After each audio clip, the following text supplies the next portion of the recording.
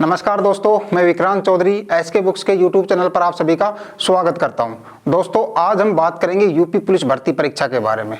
आज का हमारा टॉपिक रहेगा, भारत के इतिहास से लिया गया टॉपिक है कुषाण वंश, गुप्त वंश और वर्धन वंश। इनसे हमने यूपी पुलिस और अन्य यूपी पुलिस के अलावा अन्य भर्ती परीक्षाओं से कुछ क्वेश्चन लिए हैं जो आपके एग्जाम्स के पॉइंट ऑफ व्यू से इंपॉर्टेंट होने वाले हैं। क्लास की शुरुआत करने से पहले जो आप पीछे स्क्रीन के ऊपर जो 3 बुक्स देख रहे हैं, इन बुक्स के बारे में आपको डिटेल में बता देता हूं आपको क्या क्या मिलने वाला है। ये एसके बुक्स पब्लिकेशन की तरफ से आपको ये बुक मार्केट में मिल जाएगी। ये सामान्य ज्ञान उत्तर प्रदेश पुलिस भर्ती परीक्षा के लिए बुक है।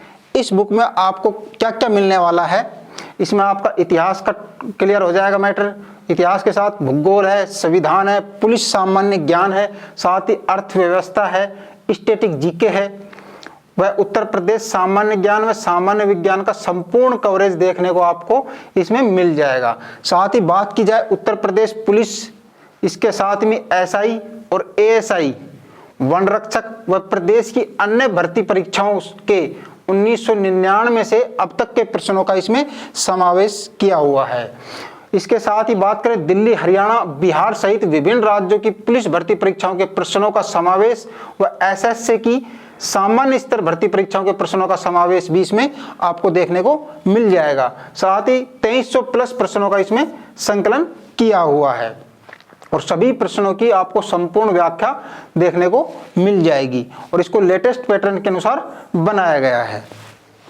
साथ ही ये इसकी बात की जाए तो ये गत वर्षों का पेपर सेट है यूपी पुलिस के लिए, जिसमें आपको 19 पेपर्स मिल जाएंगे और सभी प्रश्नों की आपको इसमें भी व्याख्या देखने को मिल जाएगी। तीसरे नंबर की जो बुक है ये गाइड है आपके यूपी पुलिस के लिए। इसमें आपको सिलेबस के अनुसार जीके का पार्ट है, मैथ है, रीजनिंग है और हिंदी, जो आपका यूपी पुलिस में जो आपका सिलेबस है उस सिलेबस के अनुसार इसको बनाया गया है। साथ ही यूपी पुलिस कांस्टेबल 2006 से लेकर अब तक के प्रश्नों का चैप्टर वाइज, टॉपिक वाइज और टाइप वाइज, मतलब कि सिस्टमेटिक तरीके से इसमें आपको मैटर उपलब्ध करवा रखा है। बात के गणित और मैथ की करें, रीजनिंग की करें तो इसमें शॉर्टकट ट्रिक्स आपको देखने को मिल जाएगी। साथ ही यूपी पुलिस कांस्टेबल में पूछे गए एमसीक्यू और उत्तर प्रदेश की अन्य परीक्षाओं के साथ विभिन्न राज्यों की पुलिस भर्ती परीक्षाओं व एसएससी जीडी भर्ती परीक्षाओं में पूछे गए 3500 प्लस प्रश्नों का इसमें आपको संकलन किया हुआ है आप लिए। साथ ही सभी प्रश्नों की संपूर्ण व्याख्या इसमें भी आपको मिल जाएगी और इसको लेटेस्ट पैटर्न के अनुसार बनाया गया है। क्लास की शुरुआत करेंगे। टॉपिक रहेगा आज हमारा कुषाण वंश, गुप्त वंश और वर्धन वंश से 20 क्वेश्चन लिए हैं। देखते हैं पहला क्वेश्चन। 6वीं शताब्दी ईसा पूर्व के दौरान मथुरा के आसपास के क्षेत्र को खालिस्तान के नाम से, आसपास के क्षेत्र को खालिस्तान कहा जाता था। यूपी पुलिस कांस्टेबल 2018 में पूछा गया है। ऑप्शन देखते हैं। ए है पांचाल, बी है अंग, सी है सूरसेन और डी है मत्स्य। तो क्या होगा राइट आंसर? सूरसेन। ये 16 जो महाजनपद थे उन्हीं में था ये, है ना।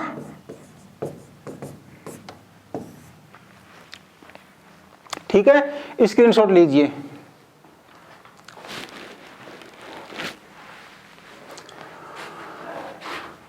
मथुरा कला विद्यालय खालिस्तान काल के दौरान अपने शीर्ष पर था।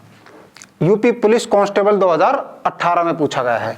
ऑप्शन है। ए है मौर्य, बी है कुषाण, सी है मुगल और डी है सल्तनत। तो कुषाण काल के दौरान जो मथुरा कला विद्यालय था वो अपने शीर्ष पर था। ठीक है, स्क्रीनशॉट लीजिए।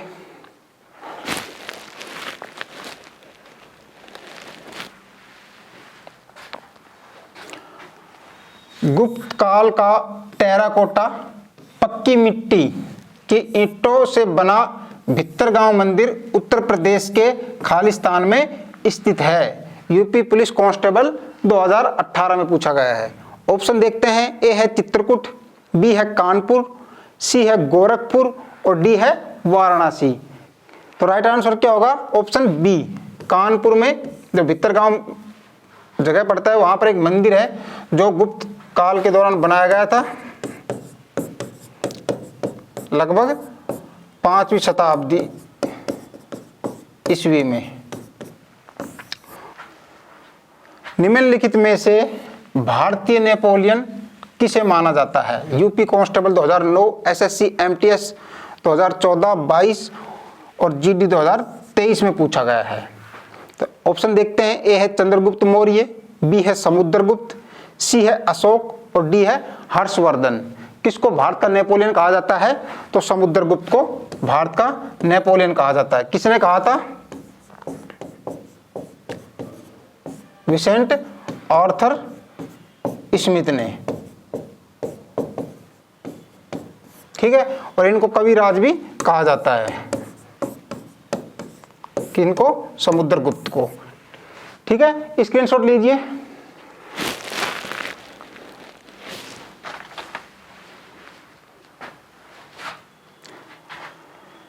निम्नलिखित में से किस शासक के दरबार में कवि हरिसेन थे? UP SSC PET 2022, SSC MTS 2017 और 22 में पूछा गया है। ऑप्शन देखते हैं। ए है कुमारगुप्त, बी है समुद्रगुप्त, सी है स्कंदगुप्त और डी है इनमें से कोई नहीं। कवि हरिसेन किसके दरबार में थे? समुद्रगुप्त के दरबार में थे। ये कवि के साथ साथ राजनीतिज्ञ भी थे। ठीक है, तो किन के दरबार में थे? ये समुद्रगुप्त के दरबार में थे। स्क्रीनशॉट लीजिए।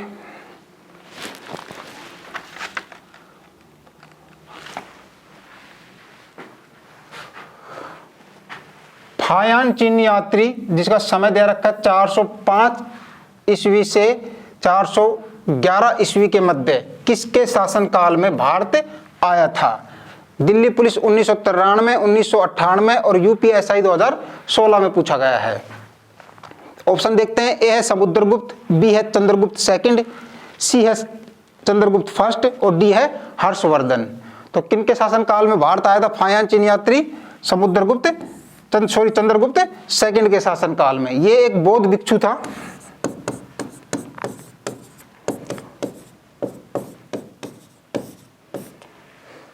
जो 6 वर्षों तक भारत में रहा था। ठीक है, 405 से 411 के मध्य किनके शासनकाल में आया था? चंद्रगुप्त सेकंड के शासनकाल में। स्क्रीनशॉट लीजिए।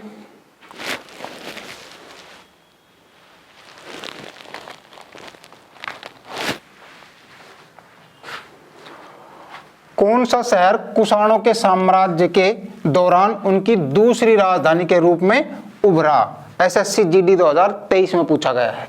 ऑप्शन है। ए है कन्नौज, बी है मथुरा, सी है पुरुषपुर और डी है पाटलिपुत्र। तो क्या होगा राइट आंसर?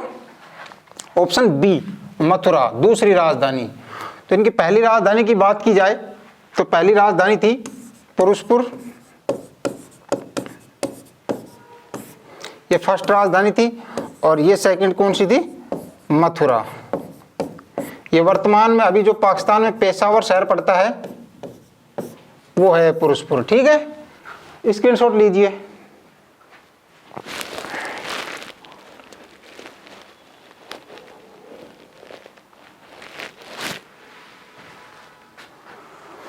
कन्नौज से पूर्व हर्षवर्धन कहाँ के शासक थे?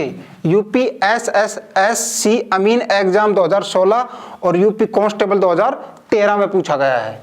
ऑप्शन देखते हैं। ए है कौशाम्बी, बी है कुशीनगर, सी है श्रावस्ती और डी है थानेश्वर। तो कहाँ के थे? थानेश्वर के। ठीक है,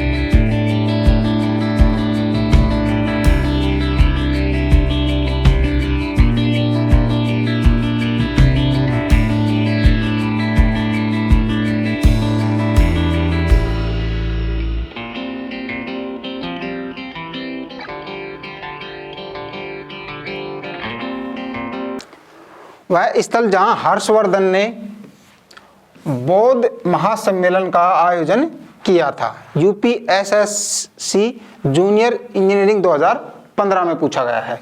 ऑप्शन देखते हैं, ए है काशी, बी है प्रयाग, सी है अयोध्या और डी है सारनाथ। तो कहां पर बौद्ध महासम्मेलन किया था? प्रयाग में। ठीक है, याद रखना है इसको, स्क्रीनशॉट लीजिए।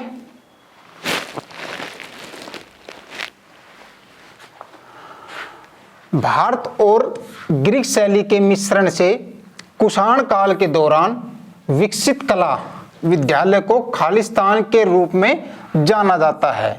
तक्षशिला उसके लिए प्रसिद्ध था। एसएससी एमटीएस 2013, 2019 और सीएमएल 2006 और 2001 में पूछा गया क्वेश्चन है।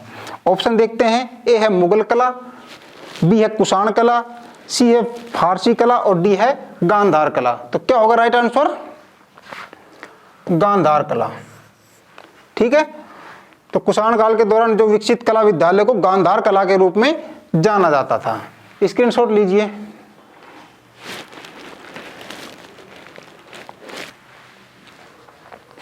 सबसे महान कुषाण शासक कौन था? एसएससी एमटीएस 2014 और 22 में पूछा गया है। ऑप्शन देखते हैं, ए है कनिष्क, बी है वासुदेव, सी है वशिका और डी है सदा सकन। तो कौन था सबसे महान कुषाण शासक? कनिष्क। इनको सेकंड अशोक भी कहते हैं। ठीक है, कनिष्क को। स्क्रीनशॉट लीजिए।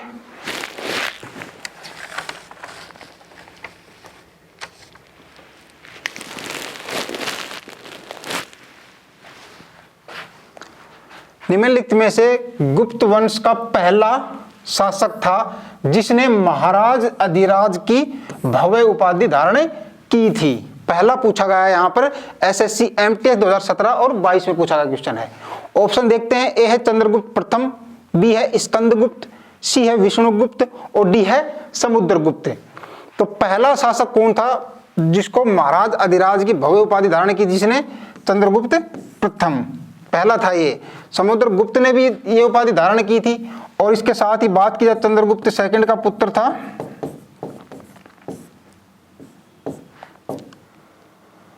कुमारगुप्त। कुमारगुप्त ने भी यह उपाधि धारण की थी। यहां पर क्वेश्चन में पहला शासक पूछा गया है, तो पहला शासक चंद्रगुप्त प्रथम था जिसने महाराज अधिराज की उपाधि धारण की थी। ठीक है, स्क्रीनशॉट लीजिए।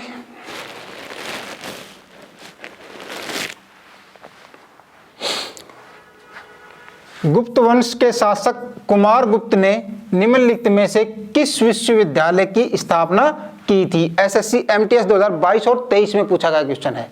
ऑप्शन देखते हैं, ए है नालंदा विश्वविद्यालय, बी है दिल्ली विश्वविद्यालय, सी है तक्षशिला विश्वविद्यालय और डी है पुणे विश्वविद्यालय। तो किसकी स्थापना की थी? नालंदा विश्वविद्यालय की 5वीं शताब्दी ईस्वी में। ठीक है, कहां पड़ता है ये? बिहार में। स्क्रीनशॉट लीजिए।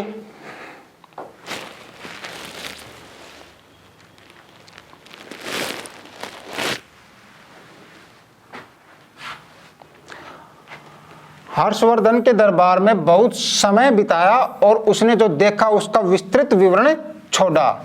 एसएससी जीडी 2023 और 12 में पूछा गया क्वेश्चन है। ऑप्शन देखते हैं, ए है ह्वेनसांग, बी है फायान, सी है सुंगयू और डी है आई चिंग। क्या होगा राइट आंसर? ह्वेनसांग। ये 15 वर्षों तक भारत में रहा था और हर्षवर्धन के काल में ये भारत आया था। इनकी पुस्तक की बात की जाए तो इनकी पुस्तक थी सीयू की, जिसमें इसने यात्रा का वर्णन किया है। ठीक है, स्क्रीनशॉट लीजिए। अपनी साहित्यिक कृतियों के लिए प्रसिद्ध बाणभट्ट किसके शासनकाल के दौरान प्रसिद्ध हुए? एसएससी एमटीएस 2021 और 22 में पूछा गया है। ऑप्शन देखते हैं, ए है चंद्रगुप्त सेकंड, बी है हर्षवर्धन, सी है अशोक और डी है बिंदुसार। क्या होगा राइट आंसर? हर्षवर्धन के शासनकाल में बाणभट्ट फेमस हुए थे और इन्होंने हर्ष चरित्र लिखा था संस्कृत में।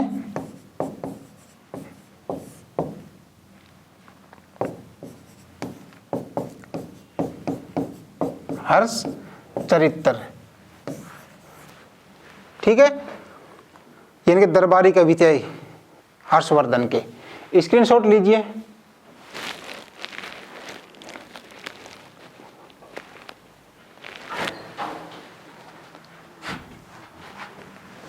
चंद्रगुप्त फर्स्ट का पुत्र कौन था?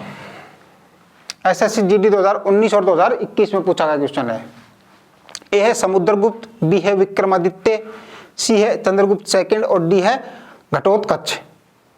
तो कौन था चंद्रगुप्त फर्स्ट का पुत्र? समुद्रगुप्त। 335 से 375 ईस्वी तक इनका शासनकाल था और इन्होंने अश्वमेध प्रकार के सिक्के चलाए थे। किसने? समुद्रगुप्त ने। ठीक है, स्क्रीनशॉट लीजिए।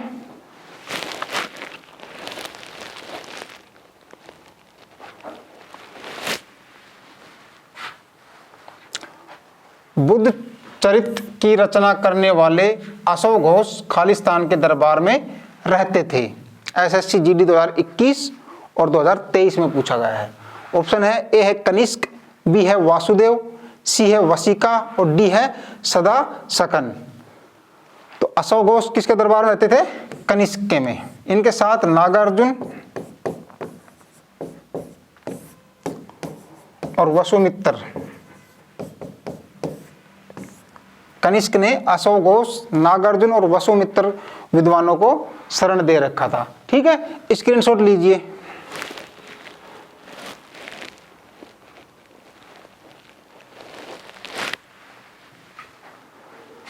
किस वंश के शासन को भारतीय इतिहास का स्वर्ण युग कहा जाता है?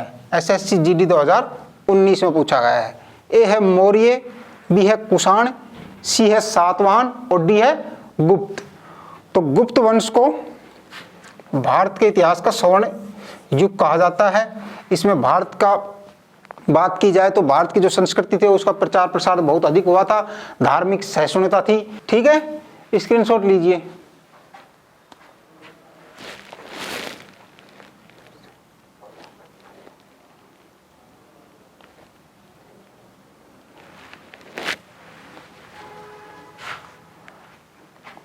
कुतुब मीनार परिसर में जंगरोधी धातु के संयोजन से बने लोहे के खंभे की स्थापना किसने की थी?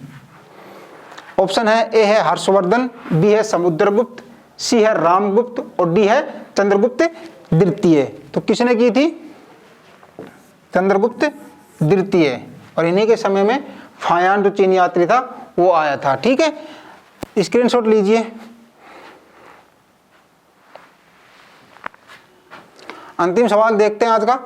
गुप्त शासक समुद्रगुप्त को अपने सिक्कों पर निम्नलिखित में से कौन सा वाद्य यंत्र बजाते हुए दिखाया गया है? ऑप्शन है ए है सारंगी, बी है वीणा, सी है तबला और डी है मृदंग। तो समुद्रगुप्त को वीणा बजाते हुए दिखाया गया है उनके सिक्कों के ऊपर। साथ ही अश्वमेध प्रकार के भी सिक्के इन्होंने चलाए थे। ठीक है,